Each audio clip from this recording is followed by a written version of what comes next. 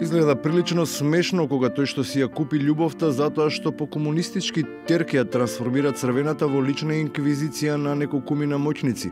Продолжува активно да се користи како кадар од доверба, особено при најавената внатрепартиска битка меѓу реформаторите и тврдокорните.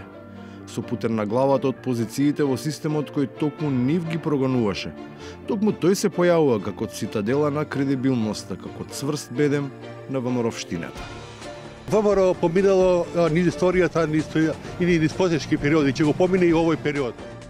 Што и да било навистина ќе помине, но некои работи тешко се забораваат не од политичарите затоа што тие имаат мемориска картичка со слаб капацитет, наспроти онаа на јавноста.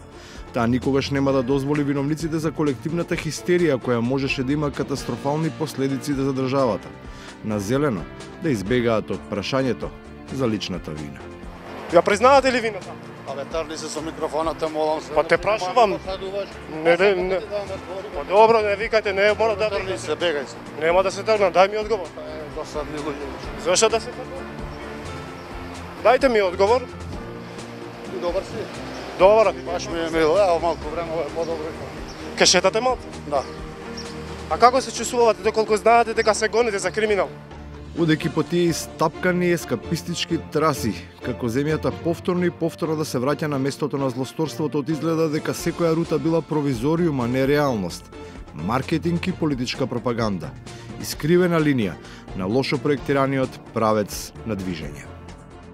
Со забрзано темпо се работи на изградбата на првата фаза од експресниот пат при Лепградско. Воопшто не треба, ова наискрено го зборувам, да се замајува јавноста, дека се е нормално и се е во тек и само треба да продолжи изградбата. Денеска увид во градежните работи изврши председателот на ВМРО-ДПМНЕ Никола Груевски. Очигледно е дека ова забегано ДПМНЕ во изминатиот период има правено сериозни проблеми при изградбата и на автопатиштата, меѓутоа и оние работи за кои што треба посериозно специјалното јавно обвинителство да се позанимава.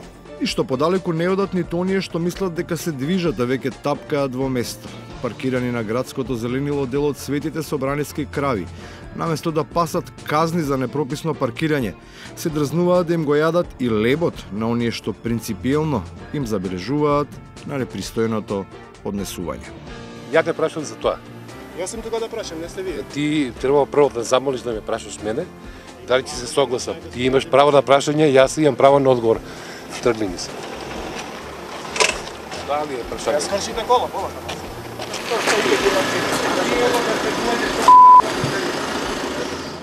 Оваа недоличност која не одговара на нивото на поранешен министер сега пратеник ја разоткрива не нервозата, туку желбата и натаму да се практикува кабадахиство, што е една од клучните причини за тој потенцијал кој беше создаден кај граѓаните.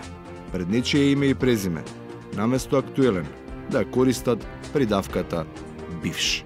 Граѓаните мислам дека сватија многу работи за кои што се сомневаа претходно дали ги зборуваме, дали се до крај точни, дали е така. Мислам дека на граѓаните им е совршено јасно што се случи во Република Македонија.